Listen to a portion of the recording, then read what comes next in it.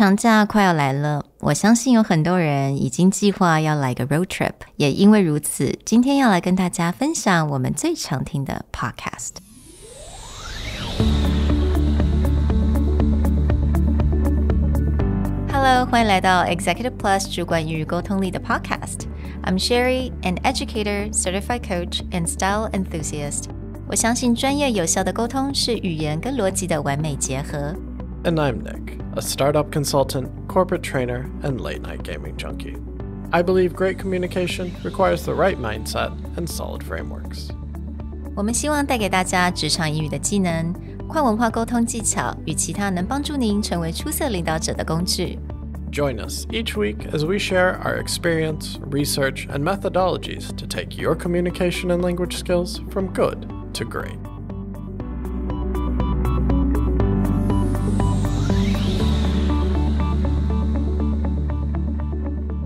Hey everybody, welcome back to another Executive Plus podcast. The holidays are coming, which means a lot of people might spend some time on the road and in traffic. So today, we wanted to share the things that we do to pass time, which is podcasts. Other than us, what are our favorite things to listen to? 没错，我相信很多人开始已经计划要出去旅行啊，那可能是开车，那开车当然我们一定会有 traffic. So, of course, podcast 就是我们最好的朋友咯。Then I have to be honest, I don't listen to a lot of different podcasts, though. I only listen to like 2 regularly, but there is one of them that I really wanted to talk about because I simply love it, and I love every single episode. 那我先讲一下我平常比较在听这2个 podcast 是什么好了。一个是 Conan O'Brien Needs a Friend， 另外一个就是 Wiser Than Me with Julia Louis-Drivers。那我觉得 Conan O'Brien 应该听我们 podcast 很久的人应该不是很陌生啦，因为我们也常常讲到 Conan O'Brien 他的一个 interview 的一个方式啊，他的一些技巧，他问问题的技巧，所以我在这个 podcast 我就不多讲。尤其我觉得蛮好笑的一点是，我记得还在好像我们不到100集的时候，我们就开始在介绍这个 Conan O'Brien 的 podcast。那个时候我还记得在榜上他并没有非常的高，但是我们介绍几次我就发现他比我们前面。So I think we may have promoted that a little bit too much. Talked way too much about him. So Conan O'Brien obviously 是非常著名的 late night host， 那后来他就自己出来了，有一个 podcast 非常的成功，他们也被了另外一个好像是 Sirius FM 一个 radio station 好像被买了下来，然后他跟他的 co-host 也就是 Matt and Sona 是他的 assistant， 他们就3个人就主持了这个I think once a week， 每一周都有新的单元。那他们常会访问一些著名的一些明星啊、歌星，那还有很多是像 comedian 这种喜剧著名的演员。那其实目前呢，我没有去听每一个单元，但是我会选择，比如说他们 interview Harrison Ford， 或有一些非常著名的一些好莱坞的影星，那我一定会收听这些，像 Martin Short， I think Steve Martin that was one that was really funny。我觉得 Conan 很厉害，就是说 he knows how to blend comedy with like heartfelt messages with humor。And he just like know how to bring you up and kind of ride the roller coaster with you. I think one thing that I particularly like about that podcast, although I'm much like you, I don't listen to all of them. I'll just choose select episodes. But 2 things that happen. One is that his 2 co-hosts are not famous. Yeah. One used to be his assistant. The other is actually just the producer of the podcast, or that's how he started. But you don't feel like it's just about Conan. I mean, they do a very good job of you kind of get to know his co-hosts. They have as much standing as he does. They talk arguably more than he does in some cases. And so you don't feel like they're just there to boost him up. They're very good at the banter. But that also carries into what makes his interviews And it's hard to even call them interviews because sometimes they're really not. With other celebrities it's almost just like you're getting a sneak peek at what it would be like to just be at a cocktail party with them. Yeah. Most of the time, there's not a particular theme or direction or anything that's going on. It's just like two old friends chatting and then just kind of admiring each other's craft. So it's like when he's interviewing other comedians, obviously they have similar backgrounds, but they just kind of joke a lot about, what it was like trying to figure out their own version. When he's talking to other celebrities who are maybe actors or musicians, it's just like genuine appreciation for each other. And so, again, it's just like kind of almost a behind the scenes of how these people would react if they were just having dinner together. Yeah, absolutely. And I feel like all of his episodes so easy to listen to. You don't have to listen to like all of them to catch up on, you just kind of, have a kind of a feel of who these people are real, like who these people are as a real person, like a real friend, not just like a celebrity. That's why I love listening to it when I just really wanted to relax. When I don't really want to think too much, I usually would just tune in Conan O'Brien.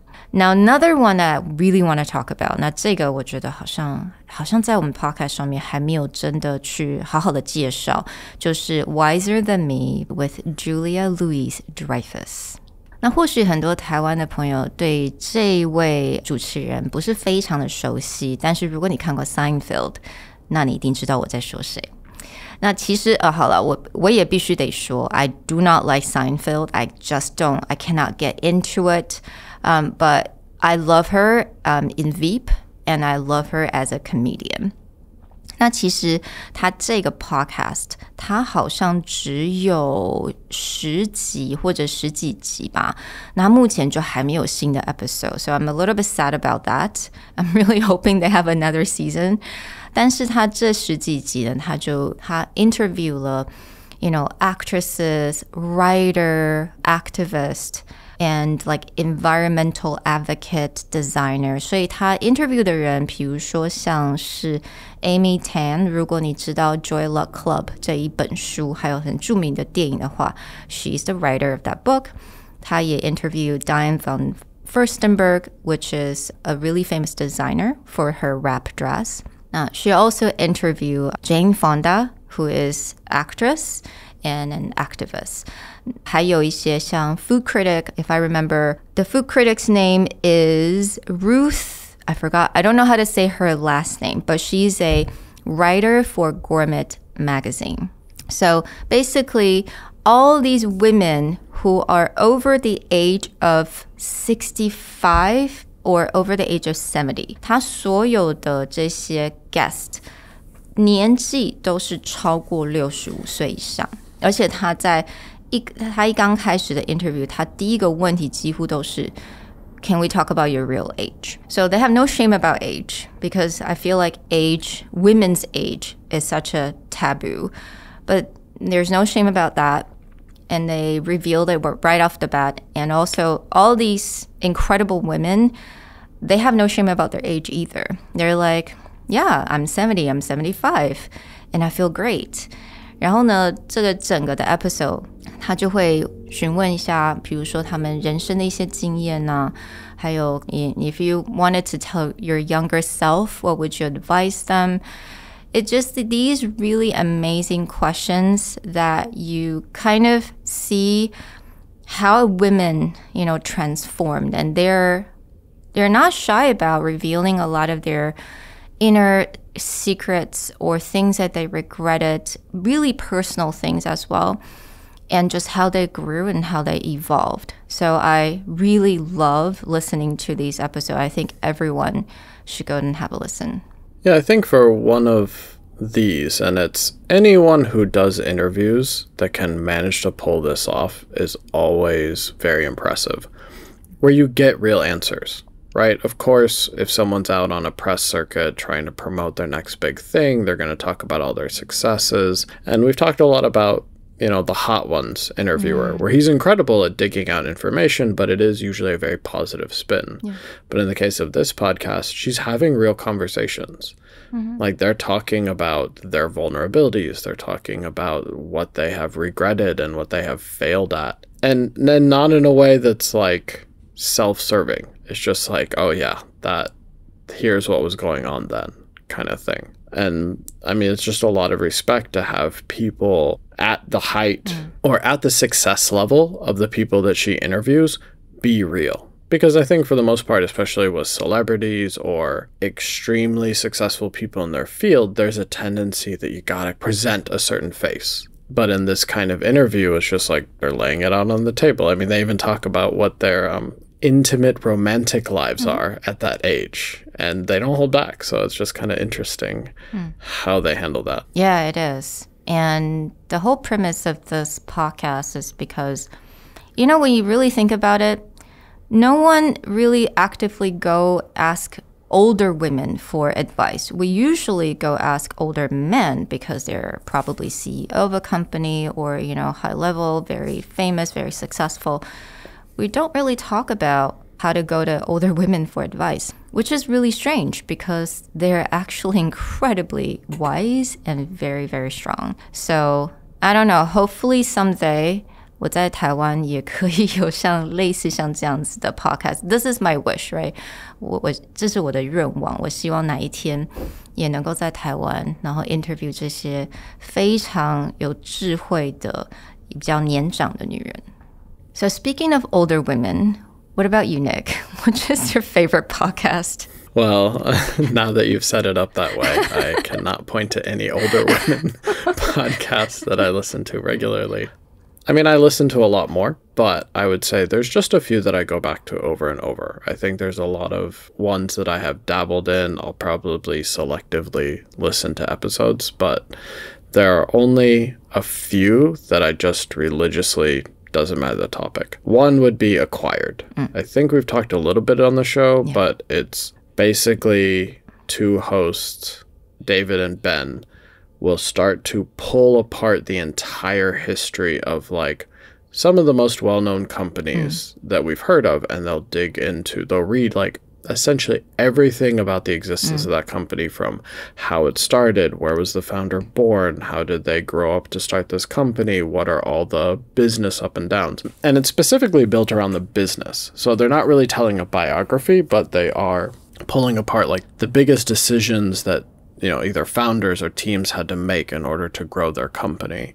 And that one, no matter what company they cover, I listen just because it's really fascinating. I mean, they just did a part 4 episode on NVIDIA and Jensen Huang. But like a single episode is like 3 hours. So this is not like when they do part 4, that means they're like 10 to 12 hours. There's a part into 4. This story.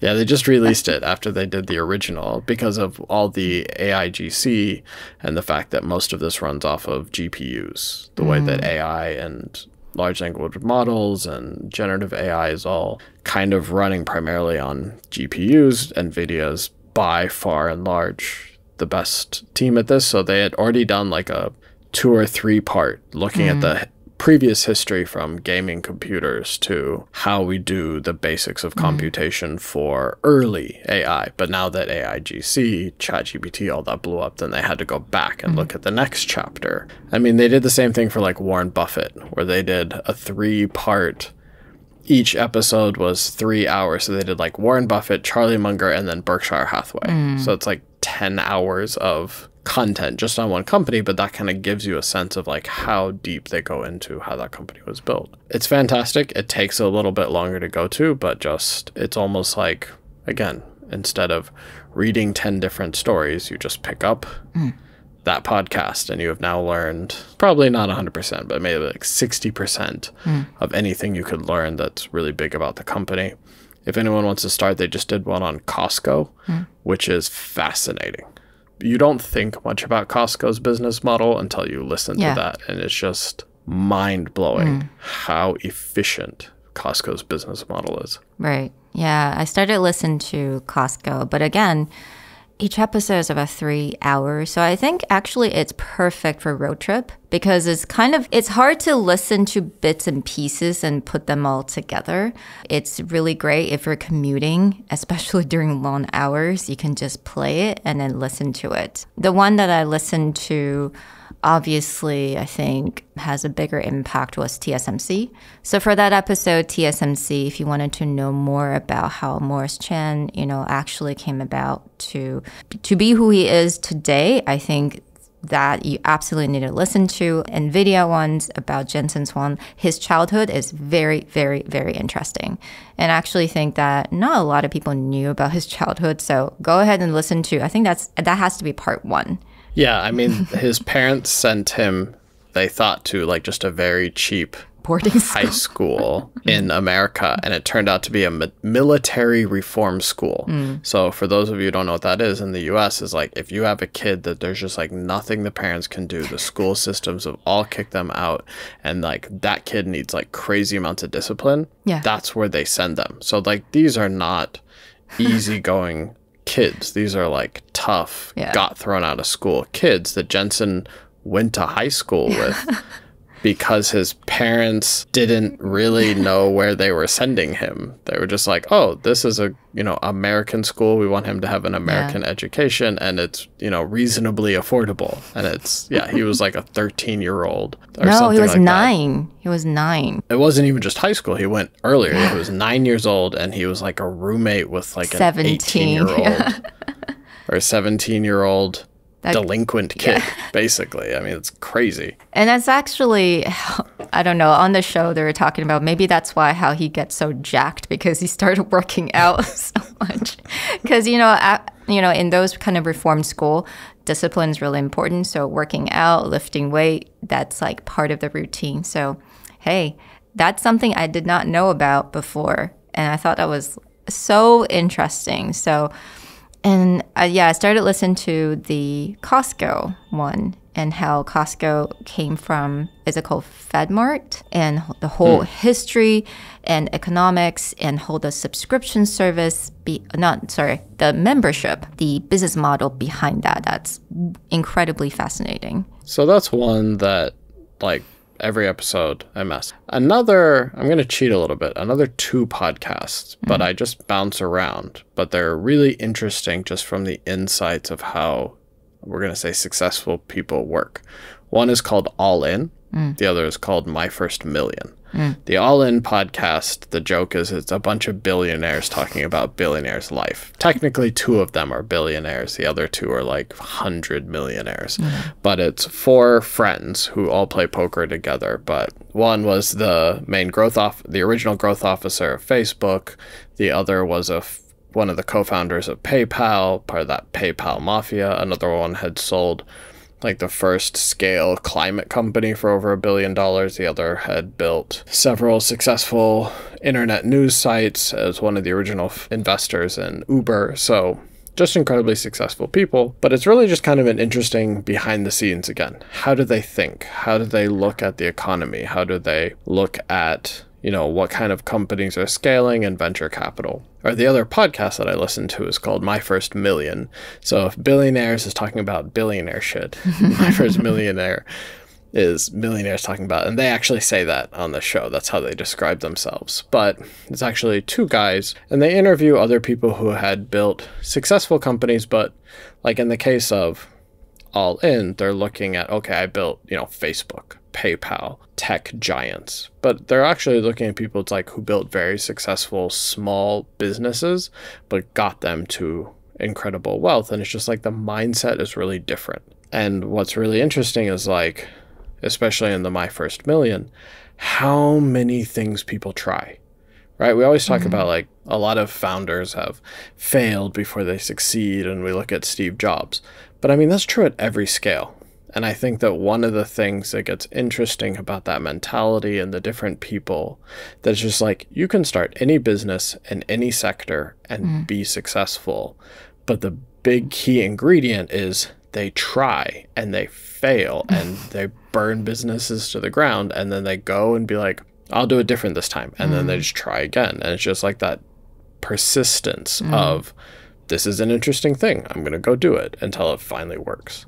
Now I have a question though. Do we need to listen to my first million and then we get to the billion? Is there like a progression? No, I mean, it's very different mindsets. And so it's just kind of interesting. I would say all in, they're just jumping topics. Like they'll just take a hot topic each week. So they did a lot on politics recently because the U.S. is having the presidential. So to be honest, like I stopped listening consistently until they're not covering those things and getting back to like tech, which is what most of their backgrounds are from. But then like with My First Million, again, I'll jump around. I'll just look at who they're interviewing. But it's really just kind of fascinating about the way that they uncover what people are doing and sort of the mindset behind it. So for these two, I don't particularly recommend that you need to go through all of them. But if you just go through and there's either a topic or a person that they interview, it's totally worth just kind of seeing how they pick apart their brain. Right. And I like that concept you talk about, basically we always see successful people when they're in the most successful time frame, when they're, up there in the chart, the richest person in the world, but we don't really see them, or we don't see them when they failed. And I think it's that mindset. That's why we need to go and listen to as many of these stories as possible, because we lose sight of that reality. And I think one thing that you mentioned it to me before, and maybe that was from Acquired, something about one night success, but it took years. Because I always thought, I think everyone who's very used to this Instagram, social media phase, you always see a success, it's like viral, right? Overnight success. But what was the quote that you mentioned it to me before? Yeah, they bring it up. It's just like, it's an overnight success, 20 years in the making. Social media has made it look like, oh, look at how. And, I think that's also because you have all these 20-year-old successes. But the reality is like the most successful people in the world, even when you look at their background, like, okay, Morris Chang doesn't start TSMC until he's in his 50s or 60s. But that doesn't mean that he wasn't incredibly successful up front. Like he, from the very start, did a lot. Yeah. And it was just like he hit that thing. The founder of Walmart, the founder of Costco, they didn't build these empires until they were much later in life. But again, they had failed or they had like minorly succeeded for a very, very long time until they finally just got that formula right. Some of it was timing. Some of that was just market conditions. But a lot of it was just they kept going over and over until it just worked out. Yeah. And I mean, Jensen Huang, many times he ran out of cash, right? And he had to start over again. The Acquired episode about that literally says that there was like 3 different times he put NVIDIA on the edge of bankruptcy, where they had like a month of cash in the bank. And it was because of a big, big bet that he took that literally could have just destroyed the company, but because he saw something that he thought he should go after. But it's also not like that's the only thing he did. So it's one of those things where it's just like, learning. And I think this is where it mirrors the wiser than me. When you just look at the outside success, it's just like, oh, they are gods among men. Yeah. And I mean, they are incredibly intelligent. They're incredibly driven. But then when you listen to the real story, or you listen to them being interviewed and talking about what happened, you realize is like, no, they just really were willing to try over and over again. And that they failed. It's not that they succeeded more than us, as they were willing to fail 100 times more than most people in order to get that one success. Yeah. And I think that is a common thread for all the shows that we talk about today. It's none of them, it's about someone that just became successful overnight. It's all these stories about how they failed and how they're not afraid to talk about how they failed. And they learn from it, and they want people to learn from these failures. Yeah, I definitely feel like these amazing podcasts keep us really grounded and remind us what's really important. As always, everything that we talked about today, we'll put in the show notes. We really hope that during your holiday weekend, you'll give some of them a shot. Let us know what you listen to aside from us, so that we can expand our horizons as well. Talk to you guys next time. Bye. Bye.